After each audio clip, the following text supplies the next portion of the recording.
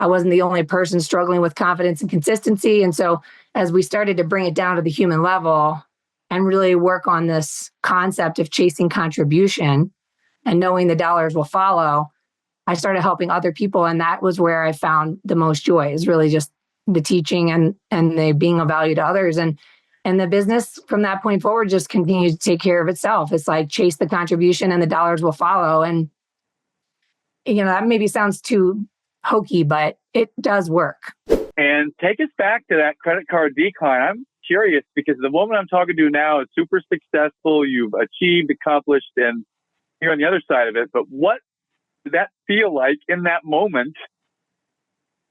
Had to buy your coffee. Like, what was going through your head, and how was your body responding to all of that? I mean, just mortified. I mean, even honestly, Matt, it sounds stupid, but like, I was a female professional in the mortgage world in 2007. I went 100% commission, wearing the female suit at the big mahogany desk, trying to play the part and feeling like an alien and an imposter.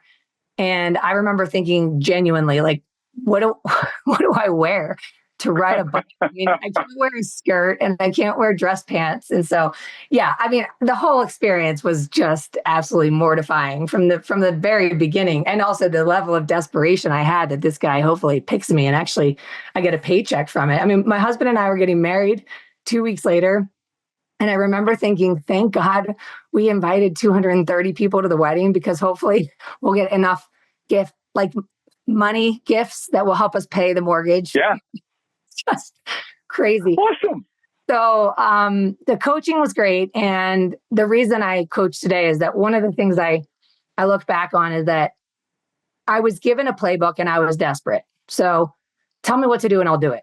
Right. And that playbook, the strategy, it works. If you just, muster up the courage and muscle through the activity and do the things and check the boxes and track the activity, eventually you get results.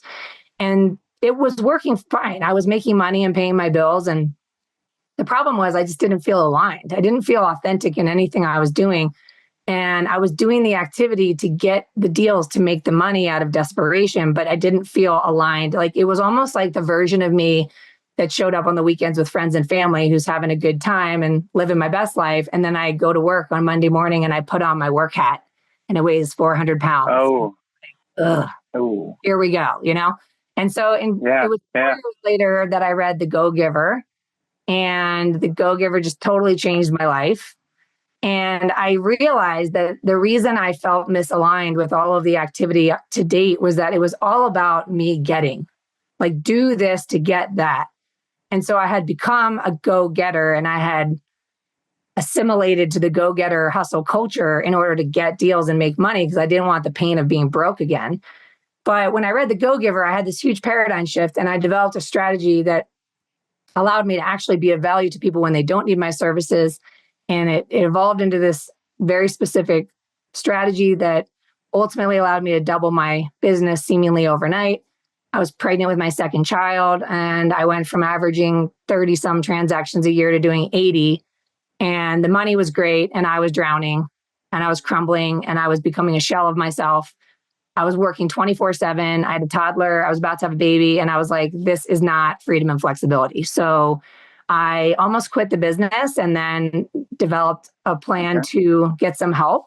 And all along the way, I started teaching what I was doing to real estate professionals. So as a mortgage lender, I started realizing I wasn't the only person struggling with these old sales strategies. I wasn't the only person feeling awkward and salesy. I wasn't the only person struggling with confidence and consistency. And so as we started to bring it down to the human level and really work on this concept of chasing contribution and knowing the dollars will follow, I started helping other people. And that was where I found the most joy, is really just the teaching and the being of value to others. And the business from that point forward just continues to take care of itself. It's like chase the contribution and the dollars will follow. And, that maybe sounds too hokey, but it does work. Oh, 100%. Totally agree. And shout out to Bob Bird from The Go-Giver. Just had him on the show 3 weeks ago. Awesome. He's the real deal. He was on my show too. He's the real deal. I thoroughly enjoyed him. He was super. I mean, he was incredibly humble for someone who sold so many books and who has had such level of success. And he was super authentic and just very genuine in sharing his ideas and his challenges around OCD, and then how that was not something that empowered him, but he had to deal with it. So he overcame that to help impact you and me.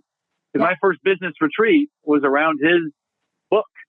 The first one I ever facilitated, that was the subject. So yeah, that's cool. You mentioned that, Go Giver. You did mention that you and your husband were about to get married back around the infamous coffee cup incident. So can you, if you want to, shout out this husband for a minute? How would you and your husband meet back in the day?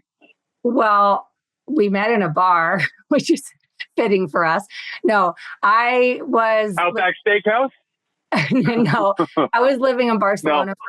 I was in Barcelona for a few years after college, and my sister's husband was opening some bars and restaurants in Philadelphia. And when I got off the plane, having not been home for the previous 8 months, there was a new bar open in the Philadelphia Phillies stadium. And it was a humongous bar. So my sister picked me up from the airport, and I met all 4 of my siblings and my parents. We went to a Phillies game, and my husband was working for my brother-in-law. So I met him the day I got off the plane at the Phillies stadium. And so we were both diehard Phillies and Eagles fans, and we were friends bartending for a few months because I stayed in Philadelphia for a year, taught Spanish and bartended. And so we became friends. And then we went to a wedding together, and the rest is history. And then we moved to Denver on a whim to help my brother-in-law open a bar. And we thought we were coming for 3 months in the summer of 2005. And then again, the rest is history.